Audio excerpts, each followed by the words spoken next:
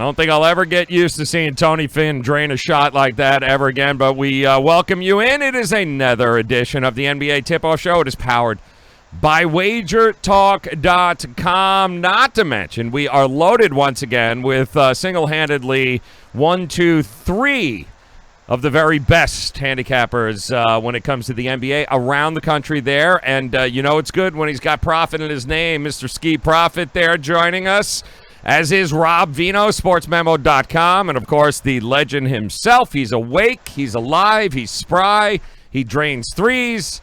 Tony Finn joining us here today. And, gentlemen, welcome in. Abbreviated card tonight, 5 games. Let's start like we normally do, talking a little bit here about what we saw last night, which was very interesting, to say the least. It was a cool card, one that watched Dallas and Milwaukee's 18-game winning streak, even though the Greek Freak there was I think the only one who was able to score points, Ski. I mean, he drops 48, no Doncic, and what? Milwaukee still loses in that game, man. Yeah, I'll be honest. It's not one that I was watching, but I was definitely surprised to see Dallas ahead when I was score watching the game. And like you said, no Luka, no problem. 48, not enough. I mean, that's extremely surprising to me. I thought Bucks would take care of business quite easily. Now, Finn, I got to give credit where credit is due, and normally I don't like that with you, but you were the only one here on the show yesterday that came out. You raised your hand. You're like, yep, no, I'm good, Dallas. I got Dallas in this game, and, man, you weren't kidding. They showed up last night. Yeah, I thought it was a bad spot for eventually winning streaks that are close to 20 come to an end. That's just, and you knew Dallas was going to do what they do well, and they spread the ball around. They got eventually they're going to get something from this Knicks deserter, and he played fairly well last night too. It was a good game, and Milwaukee never laid down. You know, with only a couple minutes to go, they were down double digits and had a chance to actually win the game. Yeah, Rob, it was impressive, man. I mean, Bledsoe, Middleton, Lopez, 1 of 8, 4 of 12, didn't show up. Like, what in the world was going on there? But you can't win. I guess, to Tony's point, you can't win them all if you're Milwaukee. Yeah, the bench was stronger than the other 4 starters outside of Giannis last night as far as point production is concerned. But, boy, down the stretch, Giannis took that game over, and as Tony mentioned, he put them in position. I mean, if not for a blocked shot with about 5 seconds left, Milwaukee might have had another bucket and perhaps a 3-point opportunity. So I think for Dallas, real quick, guys, the emergence of Seth Curry the last few games has been crazy. He was pumping in threes last night one more time, and if Dallas starts getting that kind of contribution from him, Tony mentioned Kristaps finally playing a game with Doncic out. They need their other star to come through. So great victory by Dallas. No question about it. I got to ask you there, Ski, what was more shocking to you? The fact that the Rockets were able to come down from 25 and beat the Spurs, or the fact that the Thunder were able to come back from 26 and beat the Bulls last night?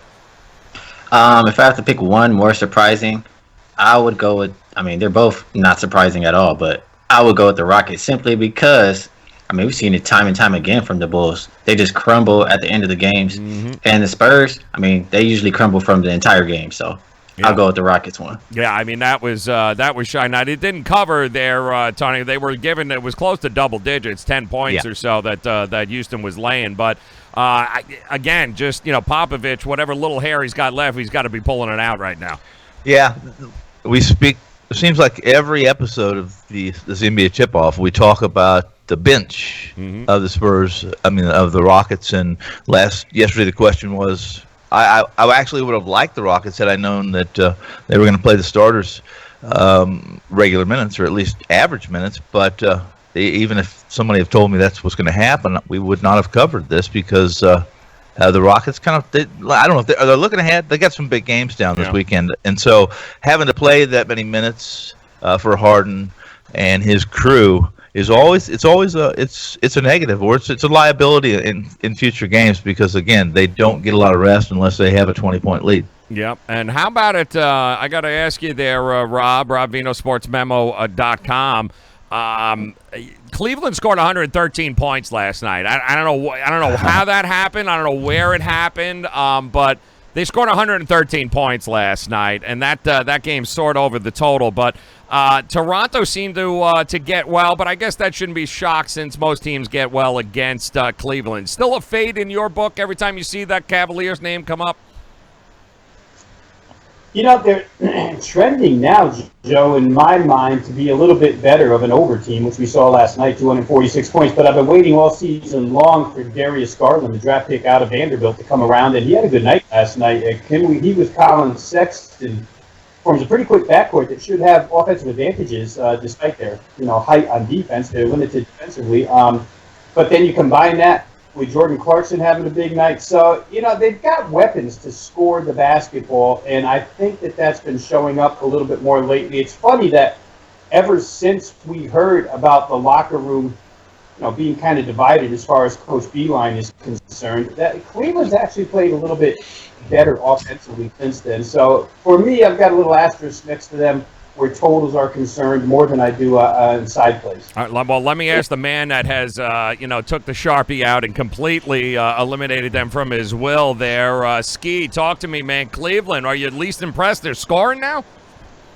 Well, I'll tell you, I'm most impressed. Like you said, they had their incident in the locker room, but when I'm capping these games, like I said, I look at a lot of last 5 game stats, and things that stands out to me over the last 5 games, I believe they were the number 1 defensive rated team. And we know Beilein's known for his defense, so maybe they've got it together. They're buying in. So that's what stands out to me. Maybe Cavs are going to buy in and play some defense now. All right. Well, the season is moving along. Short card here tonight. 6 games in the NBA on tap. And I want to remind you guys, of course, each of these gentlemen, their plays are up. They are available. WagerTalk.com is where you can go. You can get Tony and Ski available there. WagerTalk.com. Go under the handicappers page. You'll be able to find Tony, Finn, and Ski right there. Their plays ready to rock and roll. And, of course, our good friend Rob Veno here, SportsMemo.com, is where you guys need to head to. He's got you guys covered, and you'll see each and every one of their Twitter pages below their names there, and that's for a reason. So you can follow them, and that's what you need to do because you never know.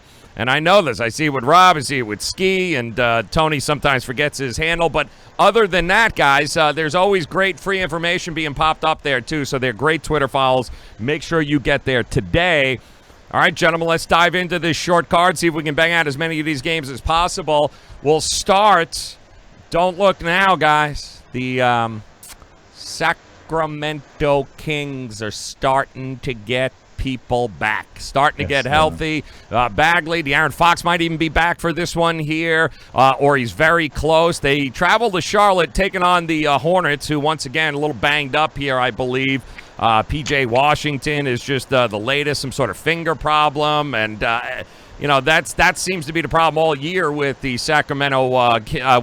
Charlotte Hornets. Rather, they just can't get healthy there with Williams, Batum, P.J. Washington. I like Sacramento, guys. 4.5 points here. The under in total hanging around that 207 mark. But Ski, Sacramento they've weathered the storm. Yeah, most definitely. And Sacramento's a team that, before they started getting people back, they were already playing well. They're 15-5 against the spread. Their last 20.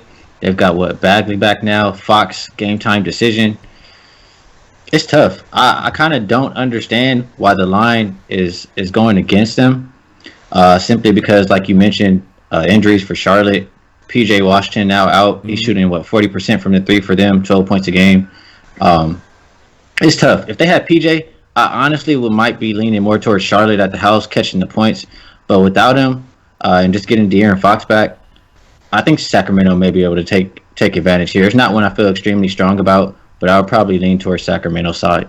Charlotte, Rob, comes into this game, ended their 3-game losing streak, beating a pretty damn good Indiana Pacers team, which we will get to on the card here tonight. They're heading home.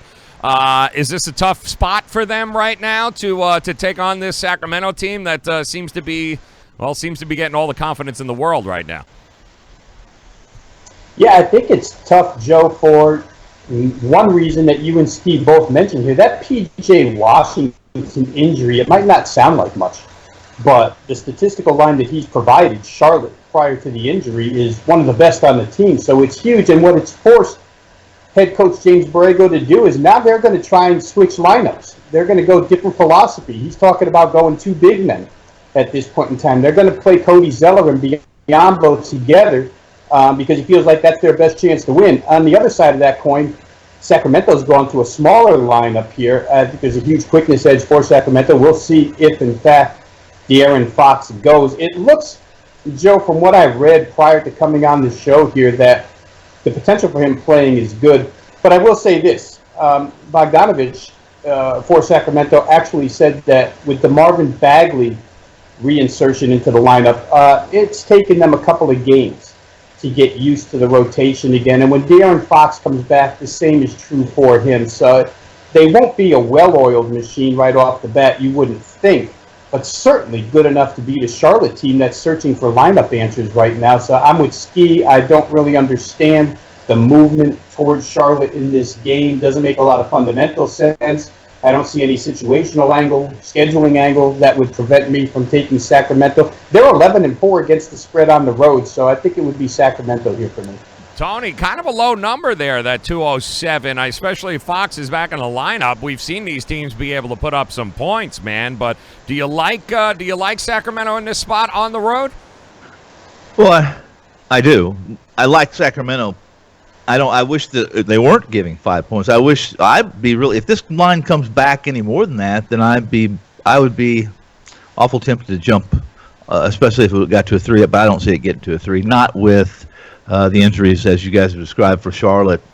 Lineup changes, they're tough to handicap sometimes, especially if you don't have a lot of history for those said lineups.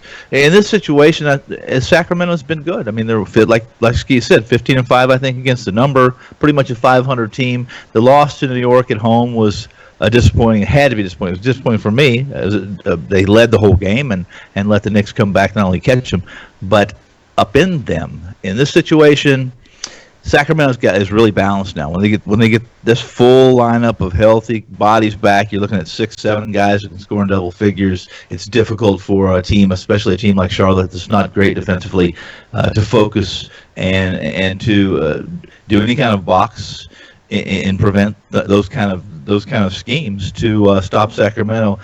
Put a gun to my head. I'm not on this game. Put a gun to my head, and I definitely am on the Kings. Charlotte 6-8 at home this year. Not much better than what the Kings are, 6-9 on the road. But given those Sacramento Kings and the returning players that they got, this is a tough stretch here for Charlotte. They're in the middle of 3 games in 4 nights. They'll be in Cleveland tomorrow night that we talked about. So interesting spot. And don't forget, of all the teams that we've talked about this year, Tony, I think you would agree, Sacramento's a team that actually plays defense, do they not? They do. They can play defense. Mm-hmm. And the line, when Fox gets back, I'll be very interested, and I'll watch them very closely. I'll watch some of the efficiency, how they're what points are per 100 possessions, those kind of things that everyone should pay attention to, and let's see how they react. You get fresh bodies like that on the court that have fresh legs and some wind. They shouldn't fall back defensively, even with Fox trying to push the pace every once in a while. All right, let's move on. Game number 2 here tonight, guys. I can't wait to see the reaction here. We'll get a nice close-up. But the Los Angeles Lakers will find themselves on the road taking on a damn good and damn tough Indiana Pacers team. You had the Lakers taking down Atlanta 101-96 on the road there Sunday night. Indiana rolled Charlotte 107-85 on home Sunday night in their last game. Both of these teams not on any sort of back-to-back type of situation.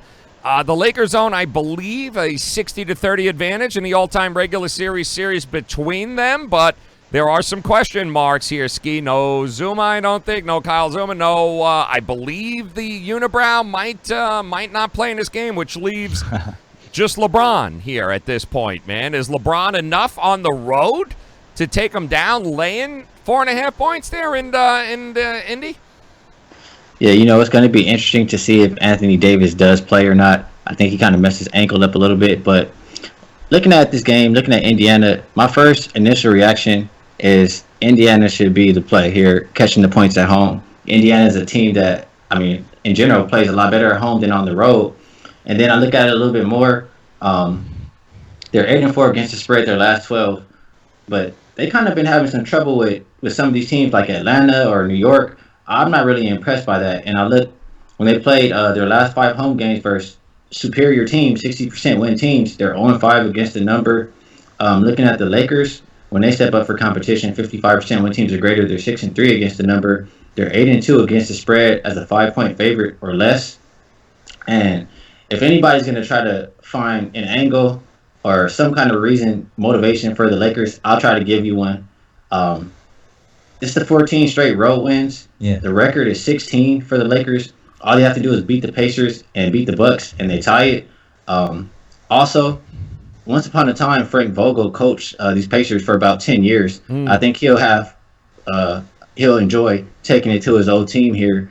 So I think the Lakers want to get out with a win. I think 4 points is cutting it kind of close. If you don't think the Pacers are going to win, I think 4 points is cutting it kind of close. I do think the Lakers want to win to keep the streak alive. I think Frank Vogel will have them ready to face his old team. So I would lean towards the Lakers.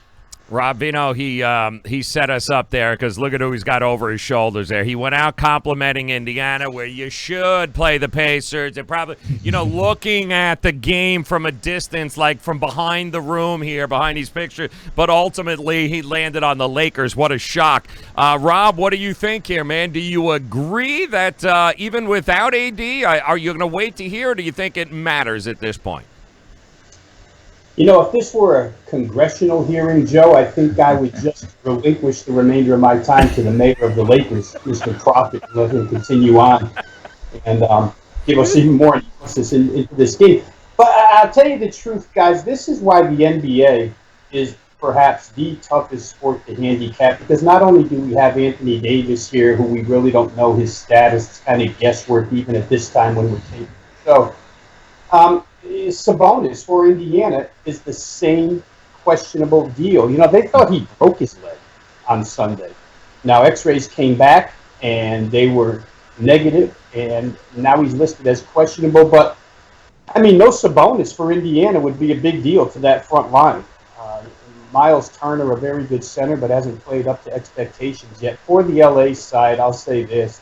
Frank Vogel, a little bit concerned with the 41 turnovers that the Lakers have committed in their last 2 games, and not totally blaming it on his point guard situation, but you have a real good defensive-minded point guard on the other side here, Malcolm Brogdon, who can cause trouble if the Lakers, in fact, are having difficulties with turnovers. So, from a defensive standpoint, from an injury standpoint, I would like to look under if I knew the 2 power forwards weren't going to be present in this game, but we just don't know that. And it's in the business that we're in, when we like to have shelf life for the selections that we release to clients, it just makes it really difficult. At personal betting, it's pretty easy to just sit back and wait till we get confirmation on players. But the business that we're in, as far as releasing selections, it makes it tough. This one's hard to call. Like I say, if the 2 power forwards don't play, I would like under in this game. I will say this here, guys, as I'm looking at the latest report here, unless and Tony and Steve, you guys have seen something different, but they have removed Sabonis from the injury report, so he's not even appearing for Indiana at this point. Anthony Davis is listed as questionable with that angle. LeBron is fully active with the elbow, but outside of Oladipo and Sampson for Indiana, I'm not seeing him on there, so that might be good news for Indiana, Tony. And listen, the last time Indiana lost, they rattled off 3 wins here. It was actually to a team from L.A. They haven't done well with these L.A. teams here. What do you think about tonight? Well, I think this is a bad spot for the Lakers. It's a great spot for Indiana, especially if the big man for LA isn't going to play. I think you wait. I didn't release this. I haven't played this. But if I find out that the Davis isn't going to play, then I'm going to be on Indiana for several reasons. First off, foremost, I don't think he'll play. I think that the Lakers. I'm not sure I agree with Ski on the aiming for this road streak record. Although he's correct, they are. They have Thursday night. They have Milwaukee, and I think that's a bigger. While they want to continue to win, while they're taking the court and they want to win, this is their 4th game in 7 days, all road games, and I think they want to be fresh. In truth, Indiana has a better defensive efficiency, as Vito said. Brogdon's a great point guard. He's a great defensive player. And at home, Indiana's better defensively on the road, as is the Lakers. Lakers are better at home than they are on the road. This is a really good setup. You're getting a couple points in case it's close. And I'm on if I was going to play this game, I would definitely be on Indiana. I would not even consider playing the Lakers unless I knew for certain that their big man was going to be in the lineup. Interesting bit of information here from the market standpoint, guys, as I am showing the total 211. It's stuck there. However, when you look at the percentages, I got 60% of the bets and almost 75% of the money right now leaning towards the over, and yet this line ain't moving here, Finn. It ain't moving. It's stuck at 211. So somebody must like the under in this game here between these two teams. Well, I think the Sharps probably are. It makes sense that they would play under in this, and then at that number, which is the best number you're probably going to get, and then if the announcements are made that LA is going to be at full strength, then they can wait for the public to climb over. Essentially, what I'm saying is they can also jump right back on the over in case, and if it does climb so much, they can again kind of manipulate their wagers. And get it done. I'm shocked you're not going first half Lakers here. They should have the edge in the first half, should they not, against this Pacers team? I disagree. I don't know if that was for me, but I disagree. That's what I'm asking you. I'm shocked you didn't come out with a first half. No. Usually always back in the Lakers first half because they run people over. No, I would look at the opposite here in this game. I would think that Indiana would probably come out strong. The Lakers tend to start off a little bit slower on the road. I think more so in the first quarter, like they have trouble scoring, and then they're down or they're not winning by as much, and then the second half they turn it on the road. So in this game, I would look for Lakers more in the second half or as the game goes on. And if I like Indiana, I would take them first half because I don't think the Lakers are going to lose. No kidding. That's a shock. I'm sure Rob Veno's going to need a minute here, I think, to catch his breath to figure out Ski's not backing the Pacers here. Let's move on to the next game, guys. Let's go to the Garden. How about the Atlanta Hawks and those darn New York winning Knicks here? Do I dare say we've got a bit of a winning streak going on here? Finn, anybody? Tony Finn, yes, the New York Knicks here taking on the Atlanta Hawks. Interesting game here, Rob. Atlanta opened up as a 1.5, 2-point dog in this one. I can't even believe I'm saying that the Knicks were favorites here at any particular point. Total is 220 here. Talk about two hot messes going at it. I don't know. Do you have a feel for this game one way or the other? There was reports that Julius Randle might be on the block, that they might be looking to trade him. Still, you got to love the effort you've been getting from the Knicks. And, once you get a little taste for that victory, I don't know. At home, what do you think here?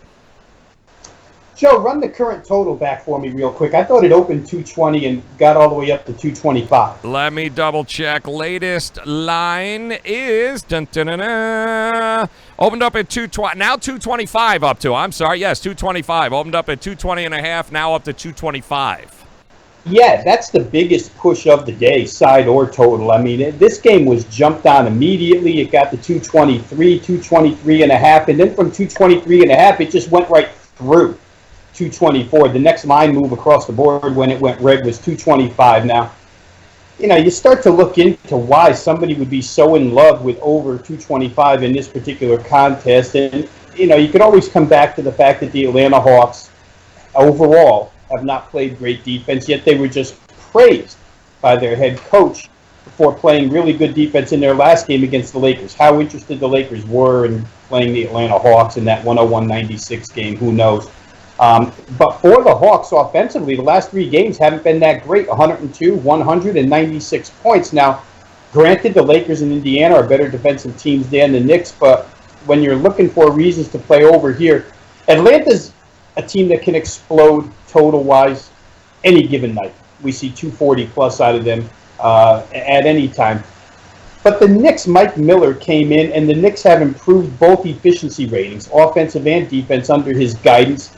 They have only played one game over this particular total, 225, since he became head coach. That game was against Golden State. I think it was a 250 spot that they put up. So, maybe the value's all gone in that over. I'm not on it. Just trying to figure out why everybody's so in love with it. Mike Miller hasn't committed to playing a faster pace with this team. He's actually committed more to being a better defensive team and a more fundamental team. So aside from the Hawks just being a traditional, the last couple of years with Trae Young being a team that you consider playing over with, I don't really understand the move. I think that the Knicks might be rounding into some type of form at this point in time. I have nothing to do with the game, guys. I didn't play it either way. Just a little confused by that burst on the total, which, did not come from public money. Nobody pushes it the way this game's been pushed that is betting $50.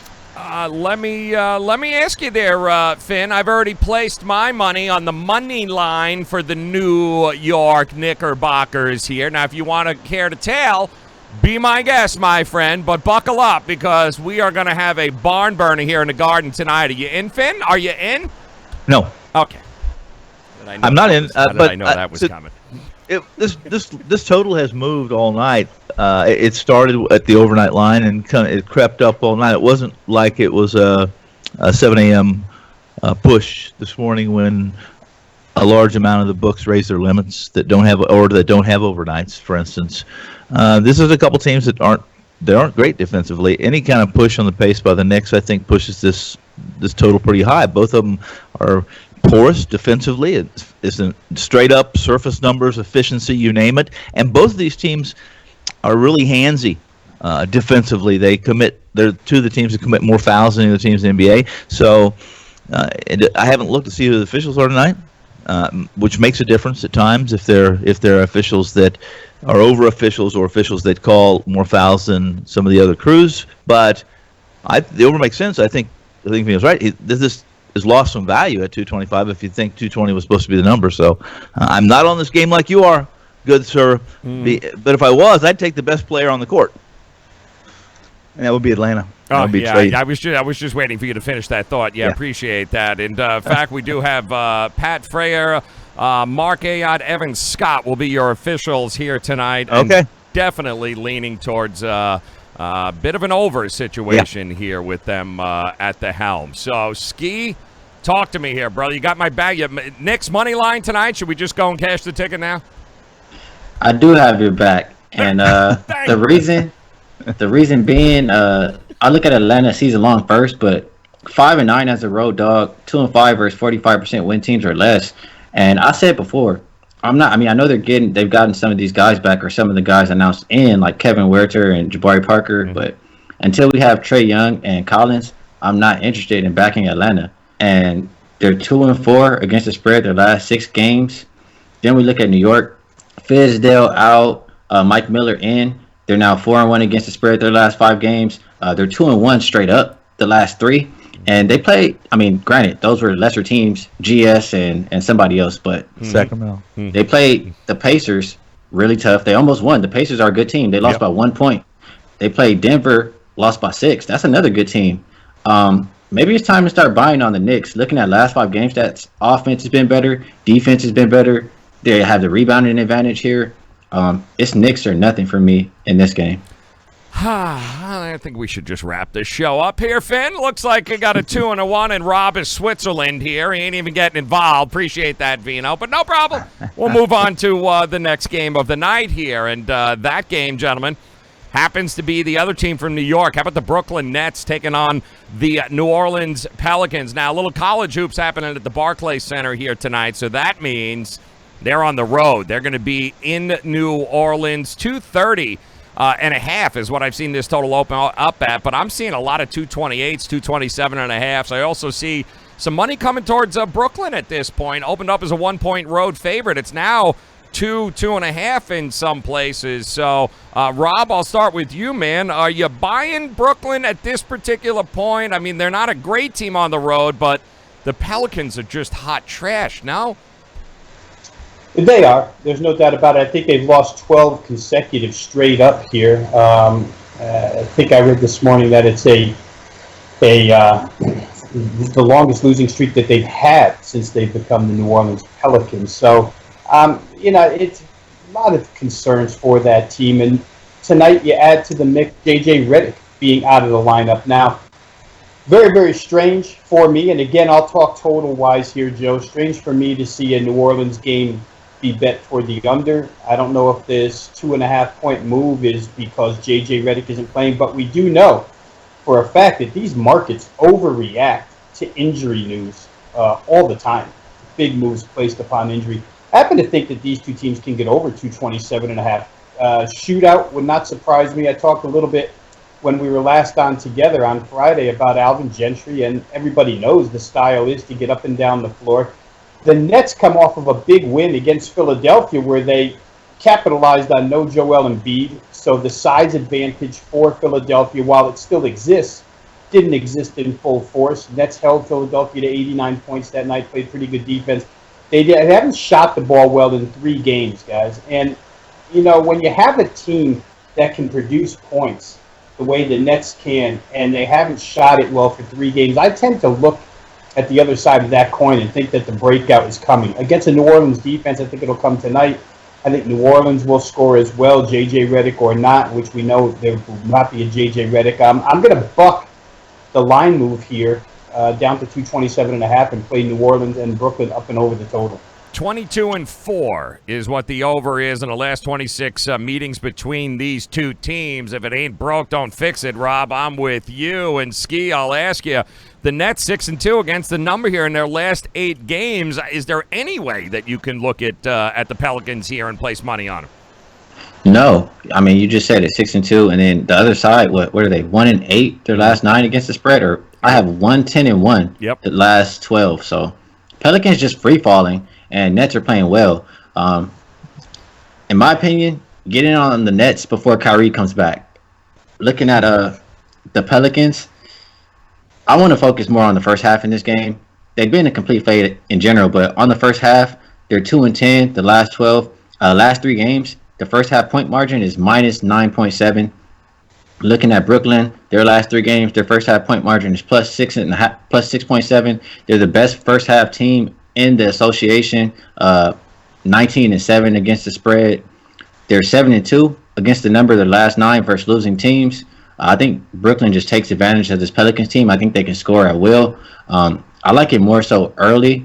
I'll say first half than late, but I think I like both first half and the full game. It's certainly cheap enough there, Tony. You like at least one team from New York, or you're just going to be a hater the whole night? I mean, you tell me. I do. Man. I do like it. I think this is a great spot for Brooklyn. One of the reasons that the Pels are so porous defensively, especially when they focus on when they give Redick that many minutes. I mean, this is it's great player, but he's past his prime in any defense he could ever play. And the former Dookie's averaging 24. Take that out of the lineup, but maybe that's a little bit of the reason why this number is going down totals-wise. But when any team in the association puts up 119 points on the defensive-minded Orlando Magic, you're supposed to win. And they couldn't win. And there's nothing.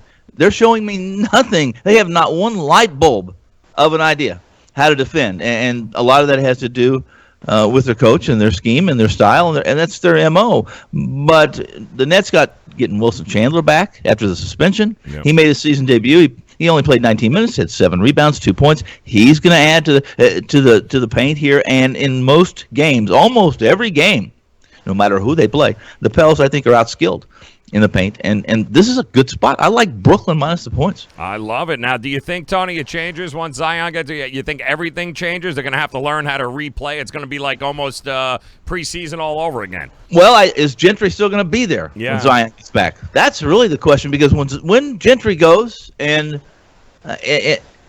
in the NBA, it's just a matter of time, and when you go, but when he goes, this team changes. Again, Alvin Gentry from Phoenix, his whole career has been about up-tempo play, and it doesn't fit. Obviously, it does not fit this team very well. Yeah, well, especially what's that got to do with defense is all about effort, and they ain't putting it in. That's the bottom line. They're not putting it in, but you should definitely put it in by going right now. Go ahead, right in the box. Go to put it WagerTalk.com. Go ahead, right there in the little box there, WagerTalk.com. Go there. You'll see Tony Finn. You will see Ski. Their plays up and ready to rock and roll here tonight. And, of course, Rob Veno, you will definitely have him available at sportsmemo.com. Get there. Rob's plays are up there along with just about every other play, bowl games, whole lot of stuff coming up. Rob, nobody has done college football like Rob has this year. Bowl games coming up. Make sure you head over to sportsmemo.com. And one other game we'll hit here because, once again, the Clippers just, I don't know who's playing, who's not playing again. We got injuries all over the place. But I'm going to start with you, Tony, a team that, listen, man, you have you've been in sync with these guys. When you've backed them, they've been great. When you've faded them, you were spot on. And they find themselves at home tonight, the Utah Jazz taking on the Orlando Magic here. And Utah right now opening up as a 5.5-point favorite. It's been pushed to 6.5 total, right around 209. It's been pushed up from 207. I'm seeing a lot of 209s out there. So what are you feeling? I believe Connolly is back, or he's been upgraded to possibly questionable for this game tonight against Orlando. Who you like in this game? Well, with or without Conley, I like Utah. This is a spot where Utah has almost every edge, especially in the middle, in the paint. It's not even a contest. And if Coach S will get his head out of his A, then they'll be in the paint all night long against this team. And the fact that the Sharps are, and it is sharp, so there's a really sharp action on this total, guys. The fact that they're on this total speaks volumes to who they like, and you cannot like Orlando unless they're playing the Pelicans to score enough points to make this a winning effort and over the total. It would be Utah that would do such. I like Utah. Yeah, Aaron Gordon there, Ski, has shot 25% from the floor or worse in 2 of his last 4 games here. It's not been going good. Orlando 4-9-1 against the spread in the last 14 against teams with actual winning records. So the Jazz 5-2 against the number in the last 7 following an ATS loss. Do you even trust Orlando in this spot, and are you leaning towards the over? On the total, I don't really have an opinion. As far as who I'm liking, if you're going to buy in Orlando, I think now is the time to do so. They're finally getting healthy. They got Vucevic back, and if they're going to start fighting, I think it'll be now. I don't love Orlando on the road by any means, but they've covered 5 out of their last 7 games. They're 6-4 as a road dog. Looking when they play 55% win teams or greater, they are 4-6-1. But when I look at Utah, what is there to be impressed? What do we like about Utah? They're 2-5 against the number of the last 7 games. And looking at who they play when they win games, it's all bottom feeders. They don't win against anybody good. Their last quality win, in my opinion, was over a month ago. They played the Bucks. They finally got a win. Since then, they haven't beat anybody good. They're 0-2 versus mediocre teams, 45 through 55% win teams. They're 4-8 as a home favorite. What is there to like about the Jazz? I don't expect the Jazz to come in here and win by margin. Interesting. All right, Rob, Utah, winners of 3 of the past 4. Rudy Gobert delivered 9 now consecutive double-doubles. Speaking about the total here, it is inching up over here. You think we might be in for some scoring between these 2 teams tonight? It's possible, Joe, but I still regard both of these teams, as most would, as defensive-minded. Quinn Snyder's Jazz have always played defense first, and the Orlando Magic have always played defense first. I think the reason for the increase here in the total is the return of Nikola Vucevic for the Magic. Could you have a bigger addition to a team? We just talked about how it takes a couple of games to integrate a guy who's been out so long for injury. He missed 11 games. Came right back, scored 20 points, and had 9 rebounds.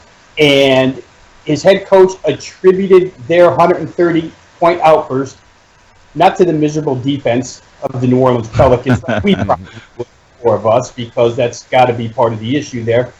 But he attributed their 130 points to the fact that with Vucevic in the lineup, it spaces the floor so much better. And they made 17 threes in that game. Orlando's not an especially good three-point shooting team. New Orleans not an especially good defense, as we've noted about 50 times here. But, 17 threes, a lot of threes. And it just goes to show you what a difference maker this guy is in the center. He is a pretty good matchup for Gobert. Gobert's going to have to be a little bit more athletic against Vucevic here. So, where Ski said if you were going to buy on Orlando, you'd buy now because Vucevic is back. I'm all in that camp. I'm also in the camp of the point he made that what has Utah done? I mean, Mike Conley was supposed to be a huge addition to this team, and he hasn't into the system one bit. His statistical numbers are so far down, and it seems to have affected Donovan Mitchell a little bit. I don't know that this team is cohesive as of yet. It's a tough game to play, Joe. I think because they're both defensive-minded, I don't want to go over. Don't want to get caught in a number that low, though, because modern NBA basketball, as of 2019-20 here, these games go over. So I'll probably take a pass on side. And it's interesting, too, guys, looking at the numbers here. The winning team has scored 130 points in 2 of Orlando's last 3 games, right?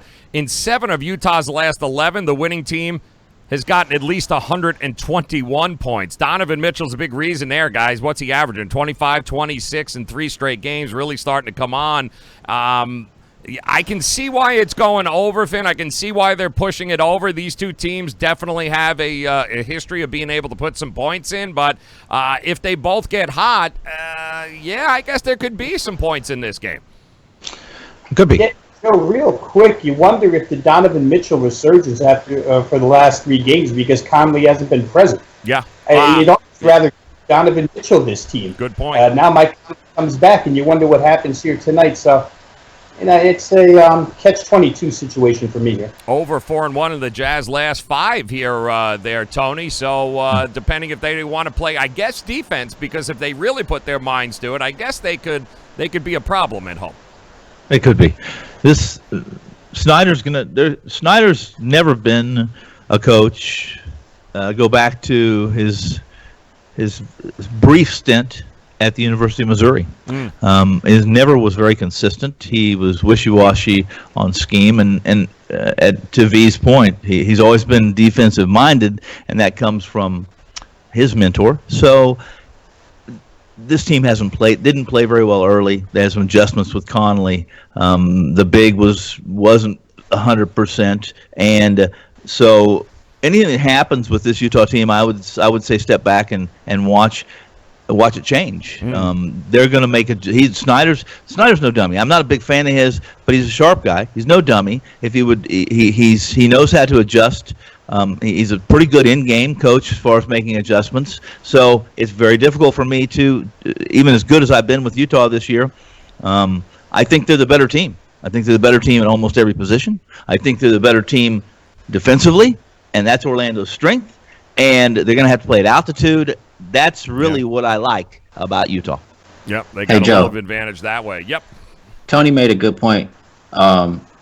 I think, my personal opinion, I think Quinn Snyder's great at making adjustments. I look towards, when I like the Jazz in games, I look towards trying to back them in the second half if they fall behind.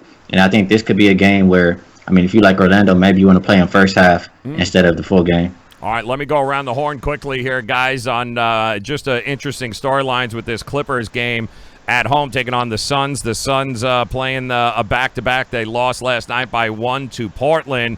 And don't look now, but I believe DeAndre Ayton is eligible to come back from that 25-game suspension here tonight. Might be a little rust. Devin Booker missed Monday's game, yesterday's game against Portland. He's still questionable with some sort of forearm injury. So, Ski, we still don't know with Patrick Beverley and what we're going to be getting from the Clippers. It's kind of a lot of question marks in this game, but the Clippers are a double-digit favorite. So what do you think here we might get from this game tonight, if anything? Well, as you say, Joe, we don't know who's getting the load in this one. Yeah. Phoenix, they've been playing well. They're 4-1-1. Yeah, you never know with the Clippers. Every single time he pops up, it's just you got to hold your breath. But they're 4-1-1 against the spread their last 6 games, 5-2 as a road dog. They've already beaten the Clippers once, if I'm not mistaken. And if you have a Booker and if you have Aiden, the return of Aiden could mess up the rotation, could slow him down a little bit. But I don't really want to back 12 or however many double-digit points with the Clippers. The way I want to look at this game, like if we had everybody in. Even though Beverly is more defense, or even if we had just Lou Williams in and maybe one of the superstars sitting for the Clippers, I would like the over. Looking at last 5 game stats, pace, 2nd for Phoenix, 4th for the Clippers.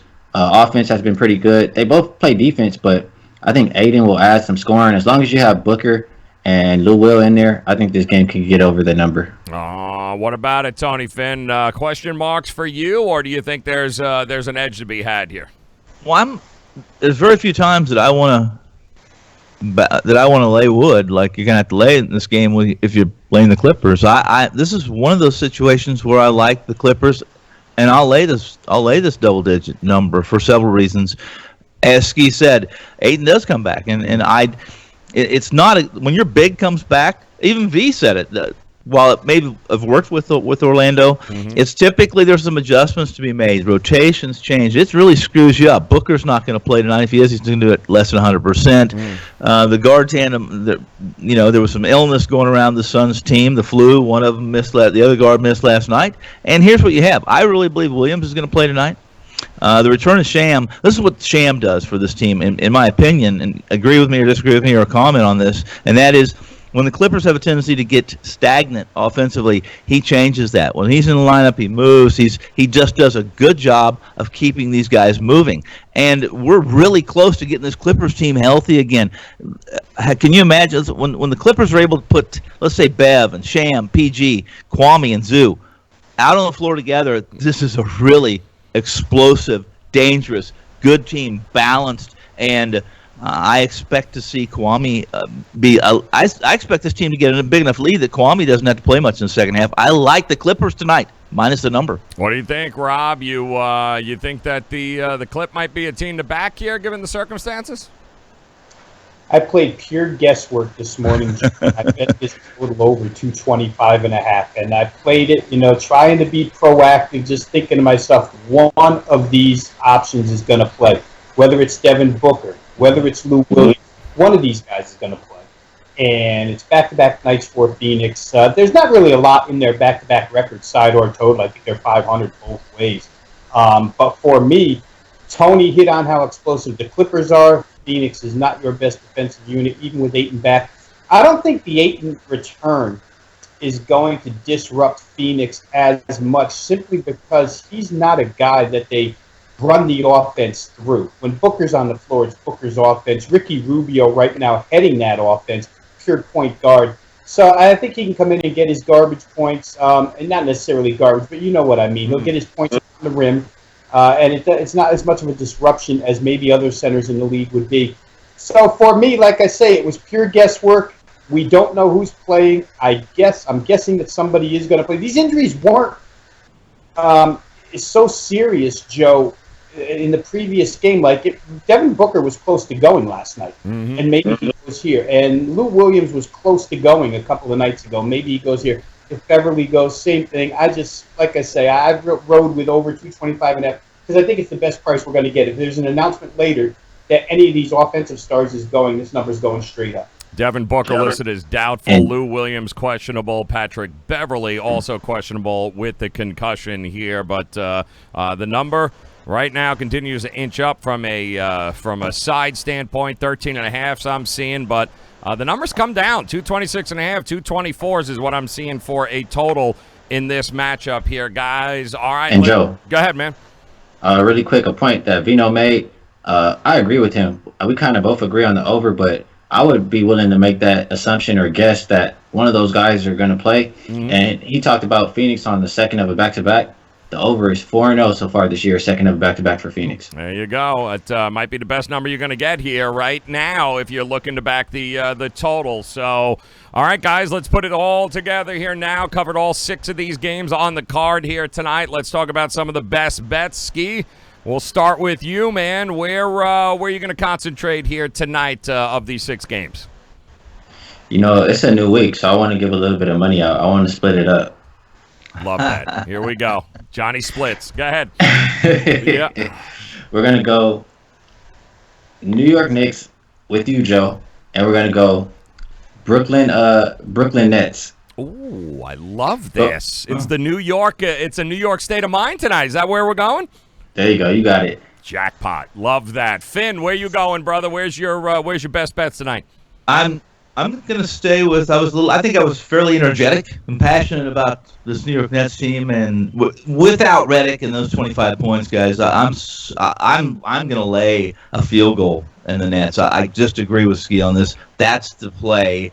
Outside of my release play on WagerTalk, the Nets are the best bet. You like Nets? All right, best bet. How about it, Rob? Talk to us. Where you going? What's your best bets here tonight?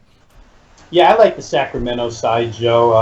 4.5. I'll lay it. They're 11-4, as I mentioned, against the spread on the road. Granted, a lot of those are as underdogs, but I still feel that, with Charlotte trying to incorporate an entirely new offensive style, put two bigs together, and maybe try and play from the inside out. Don't know that necessarily works right away. Sacramento, to me, Luke Walton, once again, I've said it before, I think he's done a great coaching job so far into the season with this team. So I'll take Sacramento and lay the 4.5. All right, I'm going shits and giggles parlay here tonight, Finn. Give me the damn Orlando Magic, give me the Indiana Pacers, and give me the damn New York Knicks, brother, all right? We cashing a damn ticket tonight, Finn.